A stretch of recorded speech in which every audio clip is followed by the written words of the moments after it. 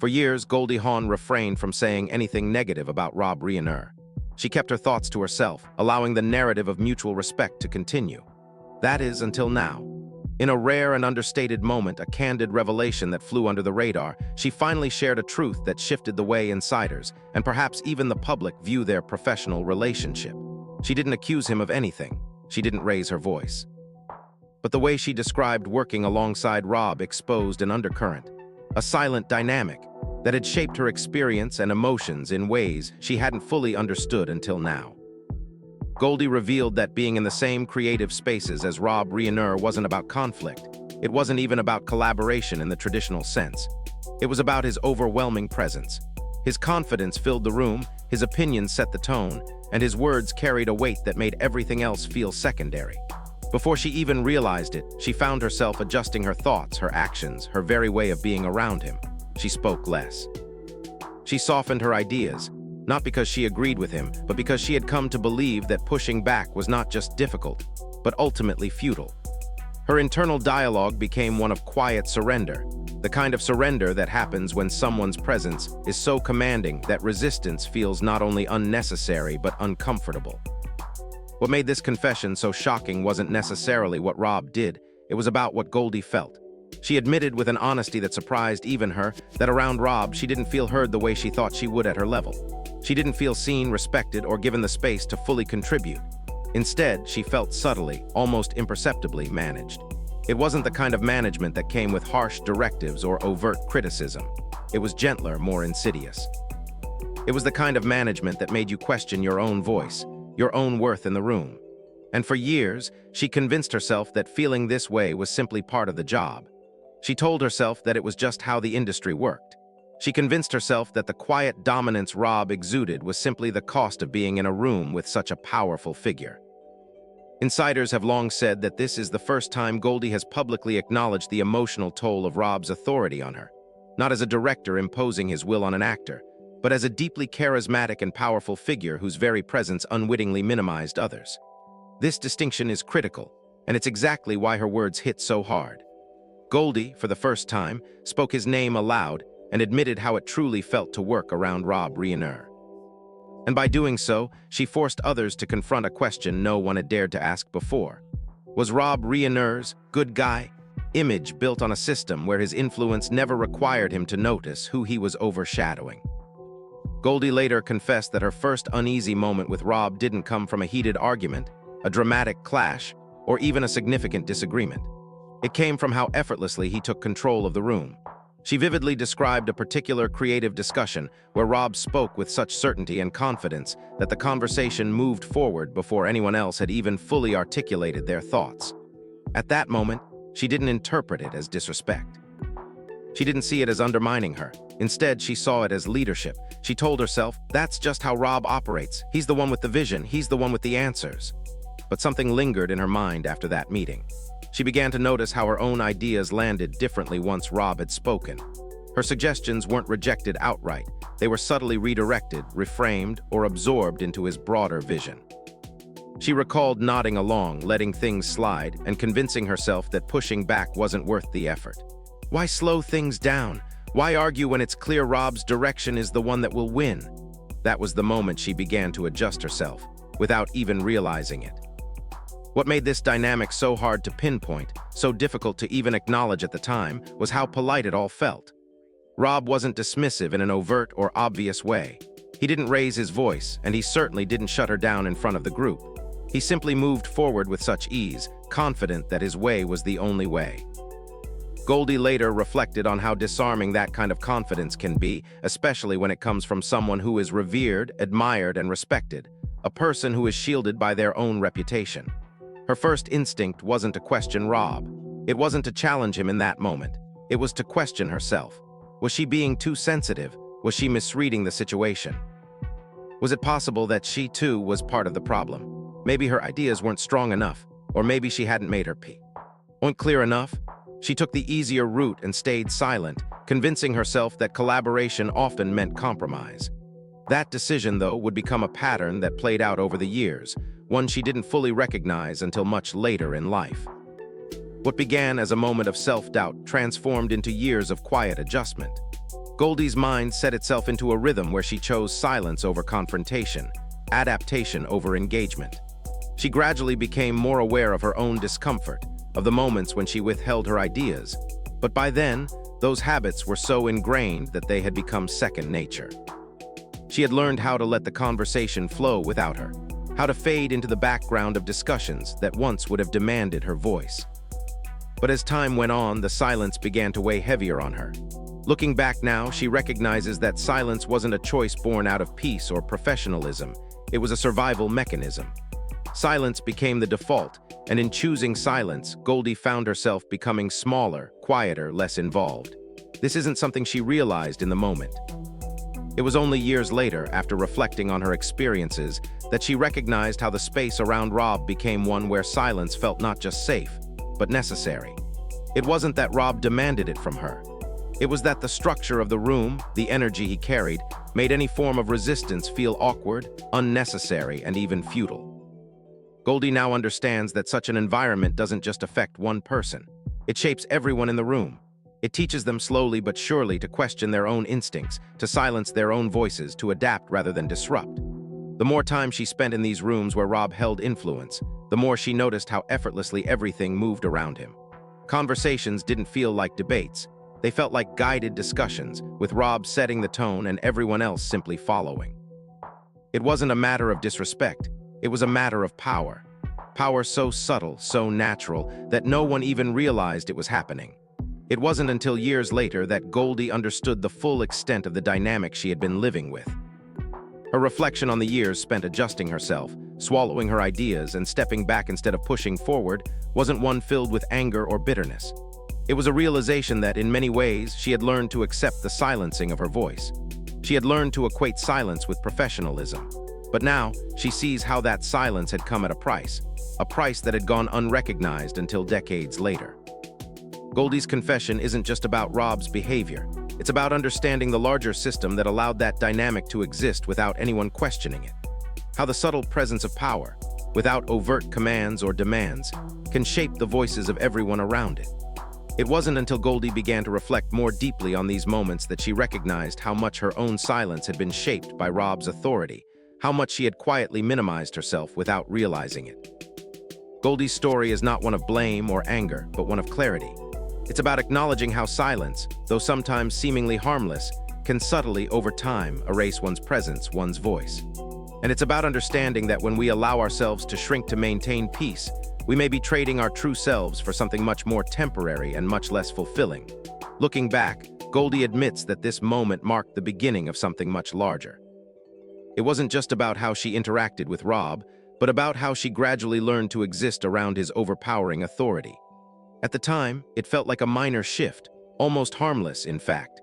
But in hindsight, she now recognizes it as the onset of a subtle, recurring pattern, one that would echo throughout her professional life and remain with her for decades. As Goldie reflected on her relationship with Rob, she confessed that the dynamic she experienced didn't remain isolated to a single meeting. It became familiar the more time she spent in spaces where Rob held sway. The flow of conversation, the way decisions were made, and the overall rhythm of interaction didn't feel like debates or equal exchanges. It felt guided, as if the course was already set.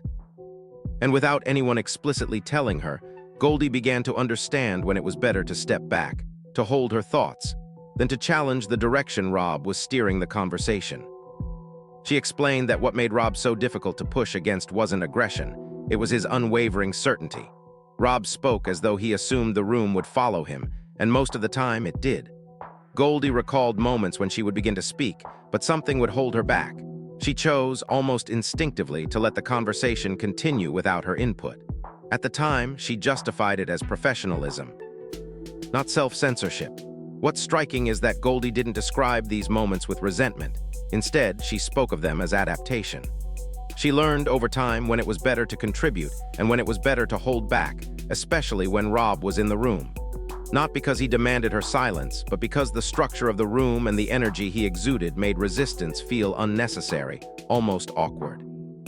In retrospect, Goldie realized that such an environment could silently teach people to silence themselves long before anyone asks them to. It was a gradual, insidious process that went unnoticed by those who were caught up in it. She also admitted that she internalized this imbalance. Rob's confidence became the standard by which she measured her own ideas, and she assumed that if Rob's vision was so resolute, it must be the right one. She came to believe that her hesitation, her reluctance to push back, meant she needed to adjust, to make room for his ideas rather than asserting her own. This belief stayed with her for years, shaping how she interacted not only with Rob, but with other powerful figures who carried themselves with the same weight, the same unspoken authority. Looking back now, Goldie sees Rob as the first person to make that shift so clearly in her. He was the one who unknowingly taught her to shrink her own voice in favor of his, and she didn't even realize it at the time. After Rob's passing, Goldie admitted what unsettled her the most. It wasn't that Rob consciously intended to silence her, but that she had learned to silence herself in his presence and had come to call it collaboration. At the time, it seemed harmless, even professional. But now, years later, she recognizes that as the moment she began to trade her voice for peace, without fully realizing the cost of that trade. She thought she was simply keeping the peace, avoiding conflict, but in doing so, she had unknowingly minimized her own presence, her own ideas, in order to keep the dynamic moving smoothly. What she hadn't understood then was that silence, when chosen too often, can become an invisible form of self-censorship, and that is a price that can exact its toll in ways that aren't immediately obvious. Goldie now sees how the environment created around Rob, this unspoken understanding of his authority, slowly led her to adapt in ways that diminished her own voice. It wasn't just about working with Rob. It was about how his influence, his certainty, seeped into the very fabric of how she interacted with the world around her. And it took her years to fully understand how much of herself she had quietly silenced in the name of collaboration, and what it cost her in the long run. Goldie later confessed that, for a long time, she never questioned Rob's role in how she felt. Instead, she turned everything inward. When her ideas didn't land, she assumed it was because she hadn't communicated them clearly enough. When discussions moved forward without her input, she chalked it up to overthinking. Rob's confidence seemed so natural, so universally accepted by everyone else in the room, that challenging it didn't even occur to her.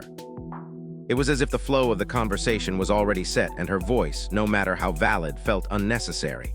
Goldie recalled specific moments where Rob reframed discussions and the room immediately followed his lead.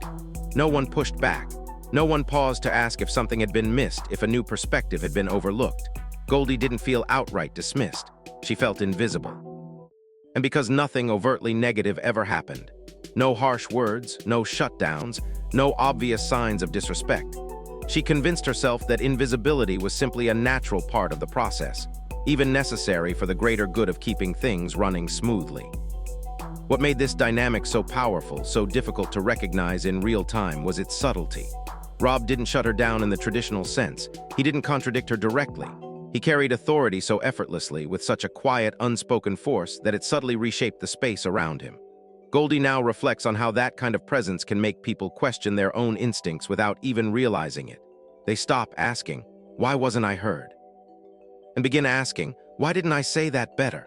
The latter question becomes an internalized narrative, one that Goldie carried with her for years. She believed that if she were stronger, sharper, or more assertive, she wouldn't have felt the need to step back. She would have found a way to be heard.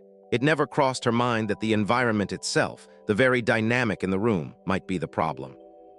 Rob's reputation as the good guy, someone universally respected and admired, made it even harder to pinpoint what felt wrong.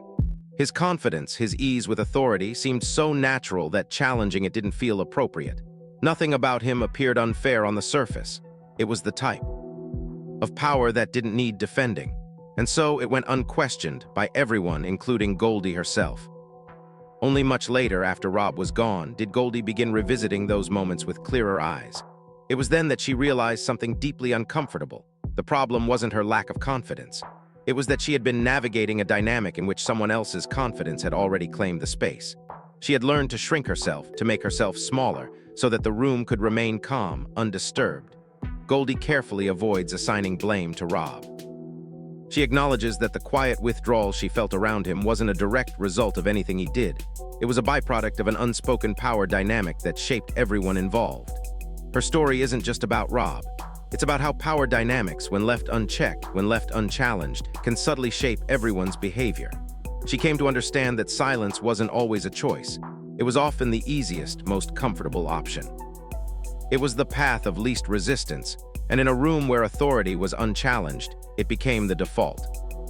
Goldie later admitted that she never confronted Rob about how she felt. At the time, it didn't even occur to her as something worth addressing. Rob's authority had been so entrenched, so unquestioned, that pointing out her discomfort didn't seem necessary. The conversations they had remained polite, professional, surface level. There was never a clear conflict, never a confrontation that would require resolution. And that was part of the problem. When nothing explodes, it's easy to convince yourself that nothing's wrong. It's easy to believe that everything is just fine, that the lack of tension in the room means that fairness prevails. Goldie mistook the absence of tension for fairness, even as she quietly adjusted her behavior around Rob, stepping back in ways she didn't fully understand. Looking back, she now recognizes how power works best when it doesn't need defending. Rob never had to explain himself. He didn't have to justify his decisions or the authority he wielded. And in turn, she never felt invited to explain herself either. She never felt like her voice had the same weight, the same room to be heard. Goldie later admitted that for a long time, she never questioned Rob's role in how she felt. Instead, she turned everything inward. When her ideas didn't land, she assumed she hadn't communicated them clearly enough. When discussions moved forward without her input, she chalked it up to overthinking. Rob's confidence seemed so natural, so universally accepted by everyone else in the room, that challenging it didn't even occur to her. It felt like the flow of the conversation had already been set, and no matter how valid her voice was, it seemed unnecessary. Goldie remembered specific moments when Rob redefined the direction of a discussion, and the room immediately followed his lead. No one pushed back.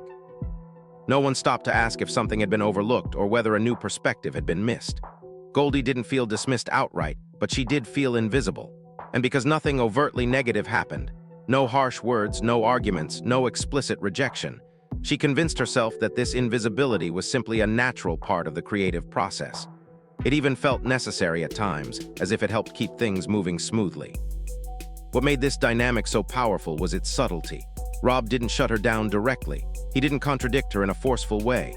His authority wasn't loud or aggressive, it was effortless. He carried a quiet confidence that reshaped the space around him, subtly commanding it without ever demanding it. Goldie now says that this kind of presence can make people start to question their instincts without realizing it. They stop asking, "Why wasn't I heard?" and instead begin asking themselves, "Why didn't I say that better?" For years, Goldie carried that quiet self-criticism. She believed that if she were stronger, sharper, or more assertive, she wouldn't have felt the need to step back. But it never crossed her mind that the environment itself, the invisible structure of power around Rob, might be the real issue. Rob's reputation as a good guy, someone respected and admired by everyone, made it even harder to pinpoint what felt wrong. Nothing about his behavior seemed unfair on the surface.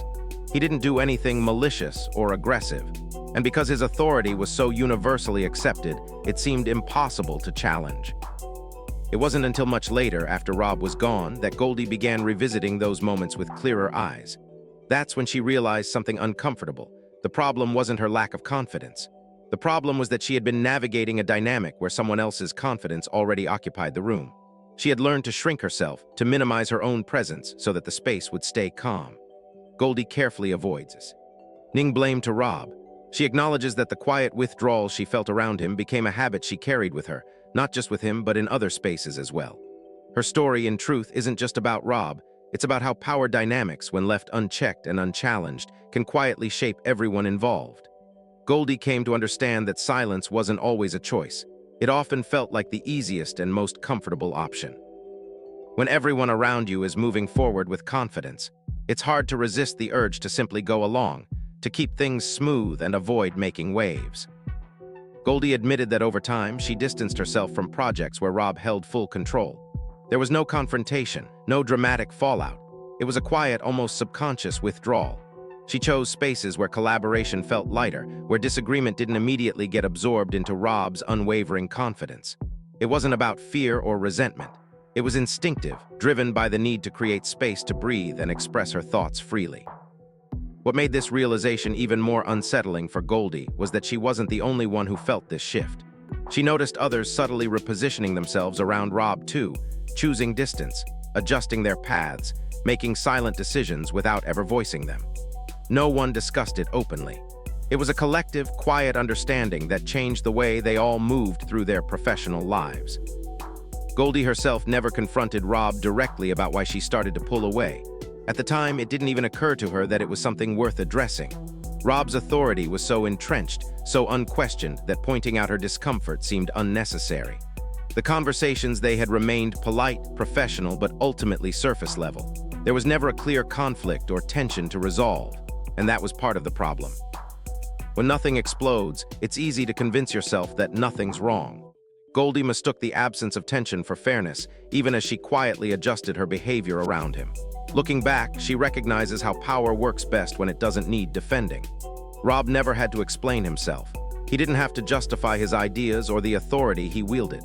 And in turn, she never felt invited to explain herself either. She never felt like her voice carried the same weight, the same room to be heard. Her silence, she now realizes, wasn't driven by fear of Rob. It was about protecting the momentum of the conversations, maintaining harmony, and preserving her professional image. She didn't want to be seen as difficult, overly sensitive, or someone who created friction in the room. So she kept her feelings to herself, telling herself that staying quiet was the mature, professional thing to do. It wasn't until much later that Goldie recognized the true cost of her silence. Silence doesn't always mean that nothing's happening. It simply means that the story remains untold, that the feelings and experiences go unvoiced while there's still time for them to matter. Goldie's reflection on this period of her life is about recognizing that power dynamics don't just affect what gets said. They create subtle yet lasting pressure. Once she understood this, once she saw the impact of silence on her own life and career, she knew it was finally time to speak out.